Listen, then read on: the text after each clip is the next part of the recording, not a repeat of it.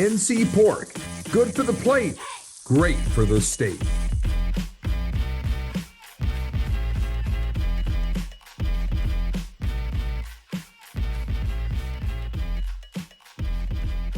Our next guest played 2 seasons at Harvard University, averaged almost 17 points per game and 5 rebounds per game as a sophomore there. But we now get to introduce him representing a school on the other coast, Stanford University. He's a 6'8", 240-pound senior now with the Cardinal from Bronxville, New York, near New York City.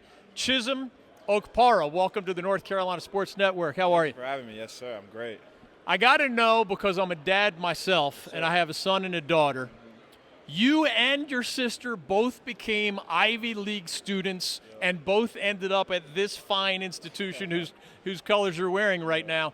What did mom, dad, or other mentors do right that they created, I don't know how many other siblings you have, but 2 Ivy League students and 2 Stanford students? No, yeah. The main thing, trusting God, that's what they always barked on when I was younger. And outside of trusting God, just continue to work hard and have good habits. You know, when we were young, they instilled good habits in us. And then we were independent enough to, okay, I want this goal. I want to go reach out and do it. And them themselves were great, example setters. See my dad wake up every morning and go to work. See my mom wake up every morning and go to work. They're great example setters. And just following their lead made it really seamless. And when the accolades came, it wasn't really much of a surprise because of the preparation we did growing up. Chisom's sister was a star tennis player. Chisom, of course, a great basketball player. Did you also get some of your athleticism from your parents, or just most of those other positive traits? I'll say I got my athleticism from my parents for sure. Yeah, both of them played sports in high school, I think I had a really tall great grandfather. I remember that. My mom telling me that I had a really tall great grandfather, so I probably got the height from my mom's side. But yeah, it's been great so far. Yeah. So you're 2 years into the Ivy League, if I remember correctly. Sister was already at Stanford. Yep. What made you pivot, maybe chasing bigger basketball dreams? And I want you to rank for me Coach Smith, your sister, and Stanford University as like part of the magnets that pulled you to the West Coast. So, out the portal, after my sophomore year at Harvard, I was like, I think I want a bigger change. I want a bigger challenge. And there's only so many schools you can go outside of the portal once you leave Harvard. And so, into the portal, Coach Smith called me, said, don't answer any other calls. And then I was like, I want to be here. My parents thought it was a great spot, took a visit, wanted to be here. And then on top of that, my sister was there.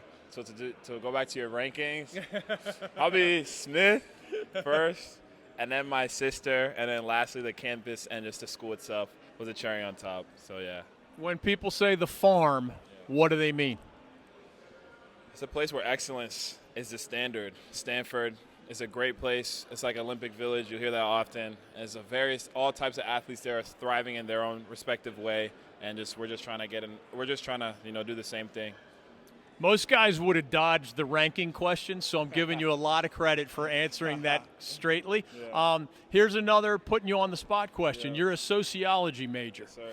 Now, I know that's the study of, among other things, human relationships and social behavior. What would bounce into your mind that you would share about being a sociology student? What's something important you have learned about that aspect of your academic journey? Yeah, and one thing especially is that leadership, we study how leaders are made and how they get huge groups of people to follow them. And then one thing is that they have a lot of morals. They have morals and have good habits. That's one thing I learned throughout my years learning sociology. And so I just try to incorporate what I take in the classroom and put it in the court, and just continue to be a good leader and continue to show good habits and continue to lead by example. Since you give me so many great straight answers, I'm going to hit you with another one. Now, you guys have a bunch of returning players at Stanford, but you know how fans are always curious about the guys they have not seen yet. Yes.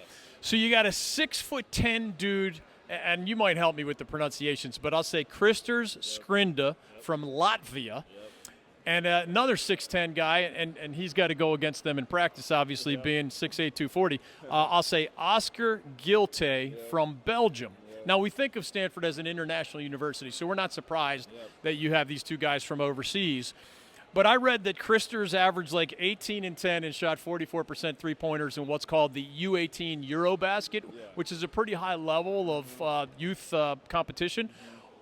how excited should the Stanford fans be? Because most freshmen are not ready to be great in the ACC right away, but there's always exceptions like, Cooper Flagg and Con Knipple last year. Yeah, these two especially, I feel like they're more than prepared to play.